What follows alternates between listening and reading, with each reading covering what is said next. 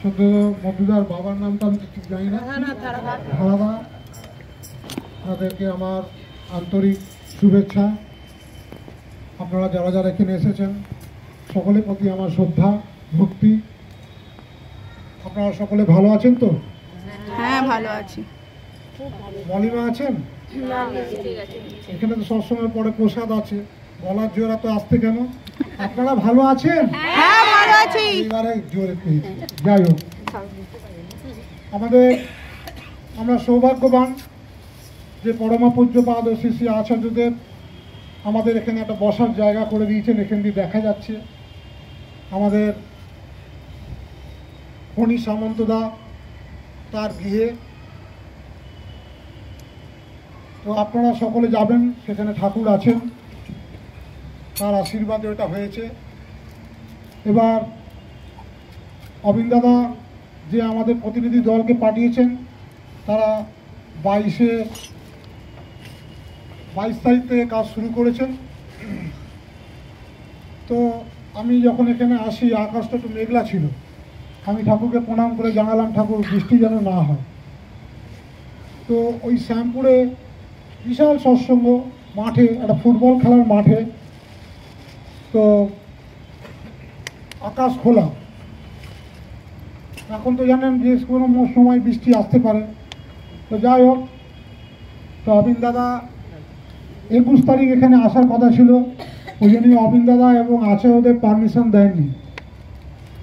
আমরা সকলেই জানতাম যে 21 তারিখে আমাদের এই ধুলোগড়ে কান্দুয়া মন্দিরে ওনারা আসবেন, ওইখানে ফার্স্ট আমাদের মিটিং হবে, কিন্তু ওনারা ক্যান্সেল করেছেন। কারণ ওনারা যতক্ষণ আশীর্বাদ না দিচ্ছেন বেরোতে পারছেন না। ওনারা 22 তারিখ আশীর্বাদ দেন বেরোবেন, তারপরে ওনারা বেরোন। আপনারা জানেন 21 তারিখে একটা নবান্ন অভিযান ছিল, তো ওনারা ওইখানে বসে সব খবর পান। হতে পারে কোনো পরিস্থিতি খারাপ হতে পারে, কারণ ওনাদের পুরো দায়িত্ব, যে টিম আসছে ওনাদের দায়িত্ব। তারা এসেছেন 22 তারিখে, ওখানে মিটিং করেছেন, কাজ শুরু করেছেন। শ্যামপুরে যে সৎসঙ্গ, ওরা 2 দিন থাকছেন, যেখানে যাচ্ছেন 2 দিন থাকছেন, 1.5 দিন ঘুরছেন, 1.5 দিন বিকেলে সৎসঙ্গ হচ্ছে। আজকেও সৎসঙ্গ হচ্ছে জগৎবল্লভপুরে।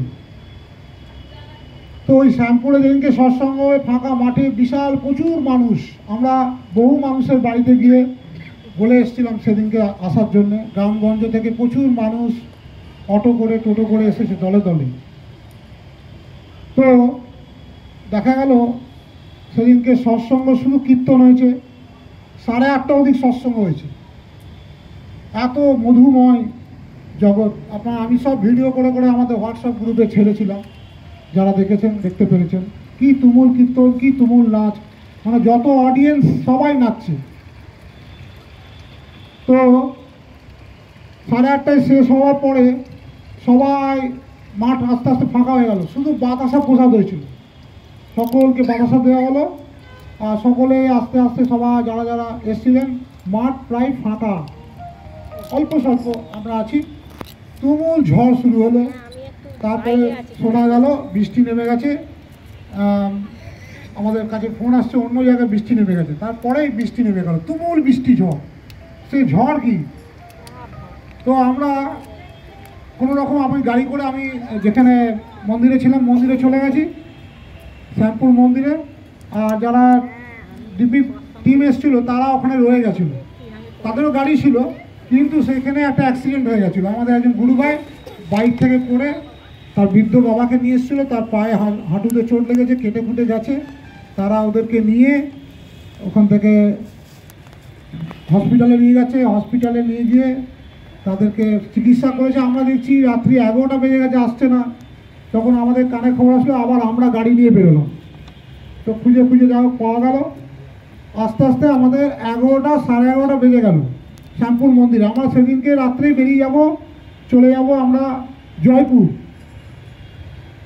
তো আমরা ওখান থেকে রাত্রি 11:30টার সময় যখন বেরোলাম, বৃষ্টি কমে গেছে, তার টিপ টিপ বৃষ্টি পড়ছে, কিচ্ছু খাওয়া দাওয়া হয়নি।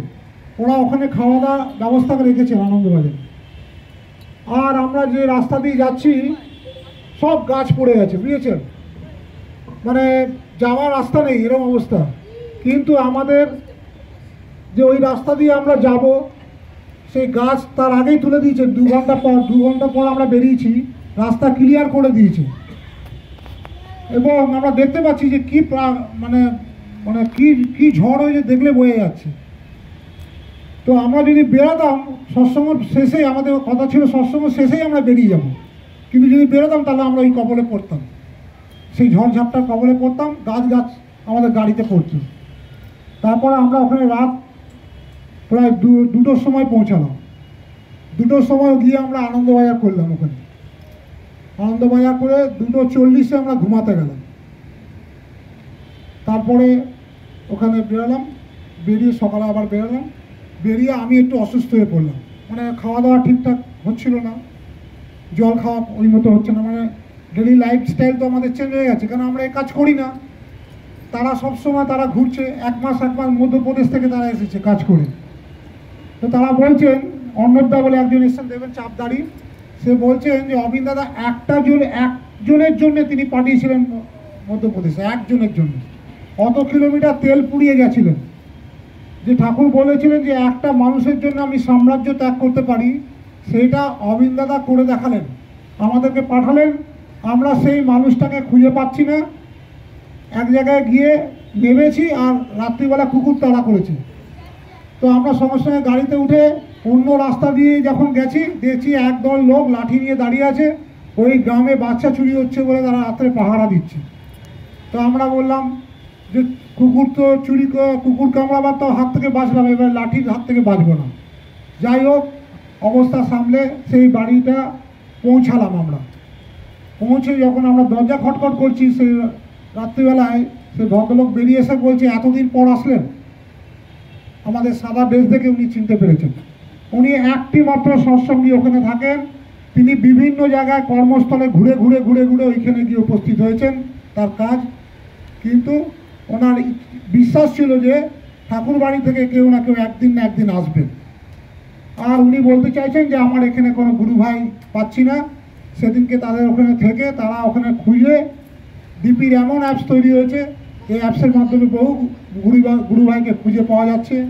সেখানে 50 জনকে গুরু ভাইকে খুঁজে বার করা হলো, সেখানে সৎসঙ্গ হলো। তাহলে দেখুন, একটা মানুষের জন্য অত তেল পুড়িয়ে খরচা করে কি দরকার ছিল অবিন দাদা পাঠানো? তার একটাই কারণ, যে আগামী যে দিন আসছে, এই দিন ভয়ঙ্কর দুর্দিন আসছে। দেখুন, আমরা বাবা মা কত কষ্ট করে ছেলে মেয়েকে মানুষ করি, কত ত্যাগ করি, নিজে না খেয়ে না দিয়ে 4টে মাস্টার রেখে পড়ায়, তার ডিগ্রি অর্জন করে, সে চাকরি পায়। দেখুন, চাকরিগুলো সব চলে গেছে, শিক্ষিত টিচারগুলো রাস্তায় বসে আছে, চাকরি চলে গেছে, এত বছর চাকরি করার পর। তাহলে ভয়ঙ্কর দুর্দিন এই কারণে আসছে যে প্রকৃত মানুষ পাওয়া যাচ্ছে না। যোগ্য মানুষ সব আছে, সরকারের প্রচুর টাকা, কিন্তু যোগ্য মানুষের অভাব। তাই সৎসঙ্গ জগৎ একদিন দেখাবে এই পৃথিবীকে সুন্দর পথ। তাই অবিন দাদার এই লীলা চলছে। তিনি সারা ভারতবর্ষকে জাগিয়ে তুলেছেন, ইয়ং যুব সম্প্রদায়কে। আমি দেখলাম এবারে, আমার এই শরীর খারাপ অবস্থায় আমি আবার বিকেলবেলায় আমি উদয়দাকে নিয়ে বেরিয়ে গেছিলাম আমতায় সৎসঙ্গে। তো সেখানে সৎসঙ্গে দেখলাম একটা 12 বছরের বয়সের ছেলে, যুবক, তিনি ডিপির কথা বলছেন, তাকে যাজন করতে দিয়েছেন। কি সুন্দর বলছেন। ইয়ং সম্প্রদায়রা জেগে উঠেছে অবিন দাদার আন্ডারে। অবিন দাদা ইয়ং যুব সম্প্রদায়কে জাগিয়ে তুলেছেন। তারা তাদের বাবা মা ছেড়ে দিয়েছেন, এই যে এতদিন ধরে তারা মন্দিরে মন্দিরে আছেন। কি স্বর্গীয় রাজ্য, সারাদিন কোনো ক্লান্তি নেই। ঘুরে আসার পর বিকেলে আবার গানের চর্চা চলছে, তারপরের দিন গান গাইতে হবে, গানের চর্চা চলছে, আলাপ ইয়ার্কি ঠাট্টা, কি সুন্দর জগৎ। তো আপনাদের বাড়িতে যারা আছেন, এই ডিপির কাজ এখন 17ই মে পর্যন্ত চলবেন। আপনারা অংশগ্রহণ করতে পারেন, প্রত্যেকে অংশগ্রহণ করতে পারেন, মায়েরা ছাড়া। মায়েরা লোকাল করবেন যখন আসবে, দাদারা সকলেই যেতে পারেন 1 দিন 2 দিন করে। আমি যতটা দাদা আছে সবাইকে বলছি, আপনারা 1 দিন 2 দিন করে যেতে পারেন, গিয়ে ঘুরে আসুন না। দেখুন না, তাদের সঙ্গে ঘুরে আসুন। সেখানে গাড়ি, থাকা, খাবার, মন্দিরে থাকা, কোনো অসুবিধা নেই। শুধু সঙ্গে আপনি মশারি নিয়ে যেতে পারেন, বা গায়ে মাখার ওই মাছ নিয়ে যাবেন। মশার একটু কামড় খেতে হচ্ছে, আমি নিয়ে গেছিলাম অবশ্য। আর একটা বেডশিট নিয়ে যাবেন, গামছা নিয়ে যাবেন, সাদা ড্রেস নিয়ে যাবেন, মাজন পেস্ট এগুলো নিয়ে যাবেন, চিরুনি নিয়ে যাবেন। আর কোনো চিন্তা করতে হবে না, খাওয়া দাওয়া থাকার কোনো সব ব্যবস্থা আছে, সুব্যবস্থা। গাড়ি করে নিয়ে যাবে, গাড়ি করে দিয়ে যাবে সব জায়গায়। তো আজকেই আমার কাছে খবর এসছে অবিন দাদা আছে ওদের আসবেন, তার আগে থেকে 10খানা 7 সিটার 8 সিটার গাড়ি জোগাড় করতে বলেছেন। আমাকে ইমিডিয়েট বলেছে আমার এই ছোটো গাড়িটা চেঞ্জ করে বড় গাড়ি। আমি আজকেই যোগাযোগ করেছি মারুতির সঙ্গে, এক্ষুনি ফোন এসেছিলো 8 সিটার গাড়ি নেবার জন্য। তো 10খানা গাড়ি নেবার কথা বলেছেন। শ্যামলদা চেঞ্জ করে ফেলুন ডিবির কাজে। আছে ওদের আসবেন, আছে ওদের সঙ্গে ঘুরতে হবে, ওই জন্য ওই 10টা গাড়ি আছে ওদের সঙ্গে ঘুরবে, হোয়াইট গাড়ি কিনতে হবে। তো এইভাবে কাজ এগিয়ে চলেছে। তো আমরা যে ডোর টু ডোর গিয়ে দেখছি যে একটা মানুষের মধ্যে বিরোধ। আমরা এই বিরোধটা কেন হয়? বিরোধ একটাই কারণে হয়, আমার অহংকে আমি প্রতিষ্ঠা করতে চাই, আমি ছাড়া কোনো কিছু চলবে না, এরকম একটা প্রতিষ্ঠা। আমি দাদা বলেছেন মন্দিরে কোনো পাঞ্জাধারী কর্মী থাকবে না, সাধারণ মানুষ মন্দির চালাবেন, কমিটি তৈরি করবেন, যারা পাঞ্জাধারী করবে তারা গাইড করবে। আর কি 31 দিনে মাস, 30 দিনে মাস, 31 দিনটাই ধরলাম, 31 দুগুণে 62টা পরিবারকে ধরতে হবে। 62টা পরিবার, একটা করে পরিবার কি পারবে না একদিন গিয়ে মাসে প্রার্থনা করতে? উনি বলেছেন যে 2টো করে পরিবার, সকালে একটা পরিবার, বিকেলে একটা পরিবার যাবে, মাসে একদিন গিয়ে প্রার্থনা করবে। 62টা পরিবারের লিস্ট তৈরি করে ওনাদের হাতে দিতে হবে, অবিন দাদাকে সেই লিস্ট দেবে। আমাদের উপাসনা কেন্দ্র লিস্ট তৈরি করে আমাদের 11ই মে দিতে হবে। তো আপনারা এটা এই ব্যাপারে একটু সচেষ্ট হবেন। প্রার্থনা বলেছে যে প্রার্থনা জানে সে প্রার্থনা শিখিয়ে দেবে, সেই পরিবারকে প্রার্থনা শিখিয়ে দেবে। আমি দেখবেন আজকে অ্যাপস দিয়েছি, এটা হারমোনিয়ামের অ্যাপস দিয়েছি, হারমোনিয়াম যাদের নেই তারা ওই হারমোনিয়ামে করতে পারবেন। যে শেখাচ্ছে তার ভিডিও করে নিন, সেই ভিডিও গিয়ে বাড়িতে গিয়ে প্র্যাকটিস করবেন। হারমোনিয়াম যদি না থাকে উপাসনা কেন্দ্রে বা মন্দিরে গিয়ে সেই হারমোনিয়ামে প্র্যাকটিস করতে পারবেন। 1 সপ্তাহ লাগবে একটা প্রার্থনা তুলতে। আপনারা প্রার্থনাটা পরিবারের একজন করে তুলে নেবেন, একজন আস্তে আস্তে আরও বেড়ে যাবে, তুলে আপনারা হারমোনিয়াম বাজিয়ে মন্দিরে প্রার্থনা করতে যেতে হবে। তাহলে এই যে মন্দিরে মানুষ হয় না, লোকজন হয় না, অবিন দাদার সেই চিন্তা দেখুন। তিনি কিন্তু গুড অ্যাডমিনিস্ট্রেটর, কীভাবে সৎসঙ্গ জগৎকে এগিয়ে নিয়ে যাওয়া যায়, তার 25 বছর বয়সে তার কত সূক্ষ্ম চিন্তাধারা, যে আজকে আমাদের মানুষ কত কষ্টের মধ্যে আছে, সকলকে তিনি আনন্দ দেওয়ার জন্য এসেছেন। ঠাকুরকে যারা নিয়ে চলবে তারা আনন্দে টকবক করে ফুটবে। কারণ দেখুন আমরা আনন্দে থাকি না, আমরা সবসময় ঘরের মধ্যে বন্দি থাকি। আর ঘরের মধ্যে থেকে কী হয়, স্বামীর চিন্তা করি, ছেলের চিন্তা করি, বৌমার চিন্তা করি, মেয়ের চিন্তা করি, এই করতে করতে কি আমার শরীরে নানা রকম ডিপ্রেশনে আমরা ভুগি। একটি মেয়ে, সে 36 বছর বয়স হয়ে গেছে, বিয়ে থা হচ্ছে না, সে এরকম ডিপ্রেশনে ভুগছিল। অবিন দাদা ওই অন্নদাকে পাঠিয়েছেন, যা ওকে নিয়ে গিয়ে ডিপির কাজে বেরো। তো সে যায়, গিয়ে সেই মেয়েটির কাছে যায়, তার বাড়িতে যায়, কিন্তু সে মেয়েটা কথাই বলে না। তো ওখানে গিয়ে বসে, মুড়ি আর চা খেয়ে চলে আসে রোজ। 7 দিন গেছে এরকম ঘরে, ও কিছুতেই রাজি হচ্ছে না। তো মুড়ি আর চায়ের খরচা বেশি হয়ে যাচ্ছে হবে। তো একদিন হঠাৎ করে 7 দিন পরে বললে, হ্যাঁ আমি চলো ডিপির কাজে যাবো। দেখি তুমি এতদিন ধরে আসছো আমার বাড়িতে, চলো আজকে যাবো। তো তাকে নিয়ে ডিপির কাজে বেরোতে বেরোতে তার একটা নেশা লেগে গেল। এরকম করতে করতে করতে 1 বছর ডিপির কাজ করার পর ওই এলাকারই একজন যাজক পাঞ্জাধারী কর্মীর সঙ্গে তার বিবাহ হল, তার ডিপ্রেশন কেটে গেল। তো অবিন দাদা ওইখানে বসে কত কি বুঝতে পারেন। বলছে আশ্রমে অবিন দাদা বসে আছেন, বলছে একজনকে, এই শোন, একজন না হলদে জামা পরে এসেছে, একটি যুবক, সে অঙ্ক নিয়ে আটকে গেছে পড়াশুনোয়, সেই ব্যাপারে জানতে এসেছে আমার কাছে, খুঁজে দেখতো কয়ে, হলদে জামা পরে আছে। এবার তারা খুঁজতে বেরিয়েছে, প্রায় 14-15 জন হলদে জামাকে খুঁজেছে, কেউ বলছে না যে আমরা অবিন দাদাকে নিবেদন করতে এসেছি। অবিন দাদা বলেছেন খুঁজতে হবে, খুঁজে খুঁজে খুঁজে কোথাও পাচ্ছে না। আপনারা জানেন যে মন্দিরের গেটের সামনে একটা রিসিপশনিস্ট অফিস আছে ওইদিকে, ওই রিসিপশন অফিসের ভেতর দিয়ে ওইদিকে আনন্দবাজার, ওইখানে একটি ইয়ং যুবক বসে আছে, তার একটা হলদে জামা।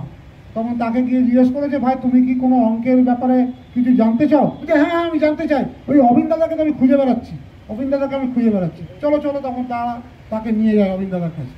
তো তিনি সব জানেন, আছে ওদের, তিনি শ্রী দাদা বলে গেছেন এই পঞ্চম পুরুষ, ও একদিন জগৎকে পুরো কাঁপিয়ে দেবে। তো তার কর্মেই বোঝা যাচ্ছে, তার যে ইষ্টকর্ম তাতেই বোঝা যাচ্ছে যে কি হতে পারে। যেখানে যুব সম্প্রদায় আজকে হারিয়ে যাচ্ছে, নেশা ভাঙ করে আজকে নানা রকম এতে জড়িয়ে পড়েছে, আজকে ইয়ং সম্প্রদায় কীভাবে জেগে উঠে সৎসঙ্গ জগতে আপনারা না দেখলে বুঝতে পারবেন না। এই যে দেখুন একটা অবিন দাদা সৎসঙ্গ করেছে, আমি ওটা দিয়েছি ভিসেলে, নদীর ভিসেলে সৎসঙ্গ হয়েছে, 500 মানুষ সেখানে। তুমি করেছো এটা? হ্যাঁ এটা তুমি করেছো? না আমি করিনি, ওটা অন্য জায়গায় হয়েছে, আমি ভিডিওটা পেয়েছি, আমি রিপোস্ট করেছি। তো দেখতে পাচ্ছেন তার চিন্তাধারা, প্রতিটি মানুষকে তিনি আনন্দ দিতে এসেছেন। আমরা ঠাকুরকে যারা নিয়ে চলবো তারা আমরা সকলে আনন্দে টকবক করে ফুলবো। আমাদের মধ্যে কেন ভয়, দ্বিধা, দ্বন্দ্ব, অহং, কেন এগুলোকে আমরা পুষে রাখবো? এগুলোকে আমরা জলাঞ্জলি দিয়ে সব মুক্ত হয়ে পরম পিতার চরণে আমাদের মনকে ফেলে রাখবো। তাহলে দেখবেন আমরা শান্তি পাবো। যে শান্তির উদ্দেশ্যে আমরা, যে সুখ শান্তির পিছনে আমরা দৌড়াচ্ছি, সেই সুখ শান্তি আমাদের মধ্যে সবসময় বিরাজমান হবে। কারোর দোষ দেখতে নেই। ঠাকুর বলছেন যে দোষ দেখলে কি হয়, সে আমি দুষ্ট হয়ে পড়ি, আর দোষ দেখলেই সে ঘুণ পোকার মতন সে আক্রমণ করে। ঘুণ পোকা দেখেছেন তো, একটা বাড়িকে পুরো নষ্ট করে দেয়, তাই আমাকে পুরো নষ্ট করে দেবে। সবসময় পবিত্র মন নিয়ে মানুষকে দেখতে হয়, আর কখনো মতামত প্রকাশ করতে নেই সবার কাছে। আমরা কি করি, একটা মানুষকে পুরোপুরি বুঝলাম না, কিন্তু তার সম্বন্ধে আমরা মতামত প্রকাশ করে দিই। আমরা যখন এখানে উপাসনা কেন্দ্র হবে, আমরা প্রচুর আলোচনা করি নিজেদের মধ্যে, এই জায়গাটা করা ঠিক হবে কি হবে না। অনেক গুপ্ত মহলে আলাপ আলোচনা করে দেখা গেল যে ডিসিশন হলো হ্যাঁ ঠিক আছে এখানে। তখন আমাকে শ্যামলদা বললো এই অঞ্চলে মলিমা থাকে, তখন থেকে আমার মলিমার সঙ্গে পরিচয়। তো আমাকে শ্যামলদা অনেক চেষ্টা করে যে মলিমার সঙ্গে যোগাযোগ করবার, কিন্তু আমি কোনো মতেই মলিমাকে যুক্ত হতে পারছি না। তাই একদিন শ্যামলদাকে আমার বাইকে বসে তার দোকানে আসলাম, তো মলিমার সঙ্গে আমার আলাপ হলো। তো মলিমা আমার কাছে কাঁদলেন, ওনার ভেতরে যে কষ্ট, ঠাকুরই মনে হয় আমাকে পাঠিয়েছিলেন, বা আছে ওদের, বা অবিন দাদাই পাঠিয়েছিলেন হবে। তো ওনার যে কষ্ট মনের মধ্যে আমি দেখে সত্যি আমি নিজেও খুব কষ্ট পেলাম, যে একটা মানুষ ঠাকুরকে নিয়ে চলছিল, আর একটা মানুষ নয় আমরাই তাকে আঘাত দিই।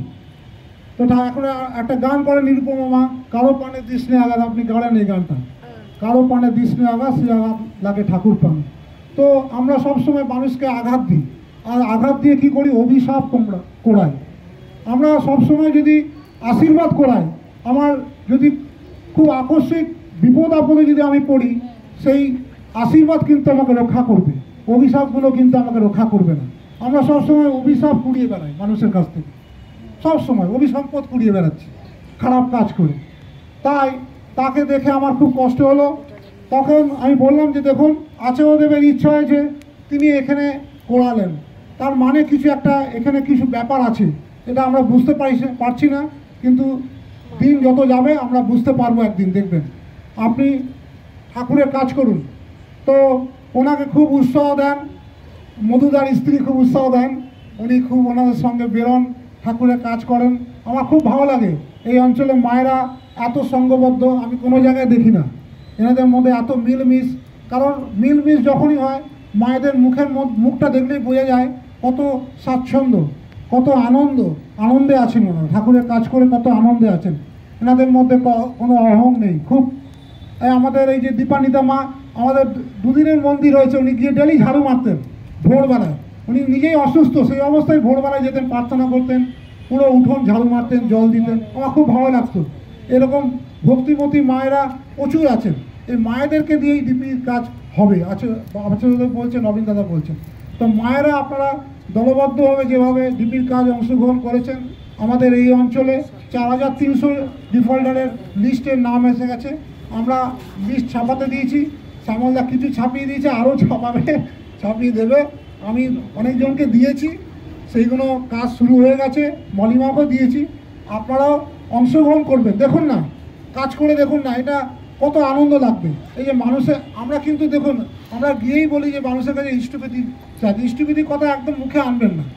ইষ্টবিধি যে আমরা করি আমার নিজের স্বার্থে, আমি নিজে ভালোভাবে থাকবো, ভালোভাবে বাঁচবো, তার জন্য ইষ্টবিধি করি। সেটা সকলে বোঝে না, আর বোঝাবার দায়িত্ব আমি নিইনি। আমরা একটা মা বলছি যে আমি ইষ্টবিধি একদিন করি, একদিন করি না। এই অন্যতাই বলছিলেন যে ইষ্টবিধি একদিন করেন, একদিন করেন না। তা আমরা জিজ্ঞেস করলাম কেন করেন না? কারণ আমাকে বলে দেওয়া হয়েছিল সূর্য উদয়ের আগে ইষ্টবিধি করবেন।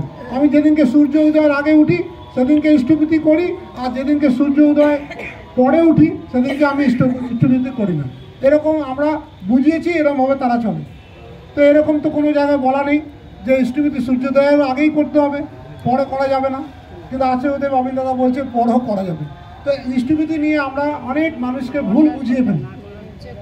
তাই আপনারা চেষ্টা করবেন মানুষের সঙ্গে যোগাযোগ করতে। আপনি একটা মানুষের সঙ্গে যান, আমরা যে যে জায়গায় গেলাম সব মানুষের কাছে যখন জিজ্ঞেস করলাম আপনারা কেমন আছেন, সবাই বলছেন ভালো আছে, সবাই ভালো আছে, কিন্তু দুঃখটা বলতে চাইছেন না কিছু।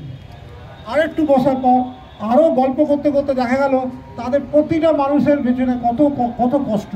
একজন মা তো হাওয়া করে কাঁদছে, বলছে আমার ছেলে নেশা করছে, ইয়ং যুবক, সে নষ্ট হয়ে যাচ্ছে, বাবা আমি কিছু করতে পারছি না। তাহলে চিন্তা করুন, এমনি আমরা যে বয়ে বেড়াচ্ছি, আমাদের এই শরীরটা বয়ে বেড়াচ্ছে, ওপরটা বেরোচ্ছে কিন্তু ভেতরটা খুব কষ্টে আছে। তখন বোঝা গেল যে তারা ঠাকুরের থেকে একটু দূরে চলে গেছে। ঠাকুরের কথা আমরা কেউ বলিনি, এমনি আলাপ চারিতা বেশি করুন। একদিন যান, দুদিন যান, অমিন দাদা বলছে 200 বার যেতে, 200 বার। ইষ্টবিধি কথা একদম মানবেন না, শুধু যোগাযোগ সম্প্রদায় করুন। দেখবেন যার মধ্যে ভক্তি, ভালোবাসা, প্রেম আছে, ঠাকুরকে ভালোবাসেন, যারা দেখুন ইষ্টবিধি করছে পাঠাতে পারছে না তাদেরগুলো নেবেন। কিন্তু যেখানে দেখবেন পরিবেশ একটু বিরূপ, সেখানে কিন্তু ঠাকুরের কথাও বলবেন না, কেমন আছেন। আজকের দিনে আজকের যে যুব সমস্যা নিয়ে আলোচনা করুন, এইসব করুন, বন্ধু হন, দেখবেন আস্তে আস্তে আস্তে আমাদের বহু মানুষকে আমরা পেয়ে যাব। জয়গুরু, আপনারা সকলে ভালো থাকুন, আনন্দে থাকুন। আর 11ই মে আপনারা সকলেই উপস্থিত হবেন আমাদের এখানে, আসবেন, বাক্সারা মন্দিরে থাকবেন, পোদরা এবং বি গার্ডেন করবেন। বি গার্ডেন করে বি গার্ডেনে আমাদের টাইম দিয়েছে 1টা থেকে 2টোর মধ্যে, তার মধ্যে আধ ঘন্টা 1 ঘন্টা এদিক হতে পারে ওদিক হতে পারে। আপনারা সকলেই উপস্থিত থাকবেন সেদিনকে উপাসনা কেন্দ্রে। এই অঞ্চলে আন্দুল, দানেশ্বর লেন, বি গার্ডেনের যত দাদা মায়েরা আছে সকলকে আহ্বান করেছেন, অন্নদা বলে সকলকে ডাকবেন, সকলেই যাতে সেই দিন থাকেন। তারপর আপনাদের সঙ্গে কথা বলে আপনারা যে কয়েকটা বাড়ি খুঁজে রাখুন, তারা সেখানে যাবেন, একটা জায়গায় তারা যাবেন, গিয়ে আপনাদের সঙ্গে ডিপির কাজ কীভাবে করে দেখাবেন। জয় গুরু।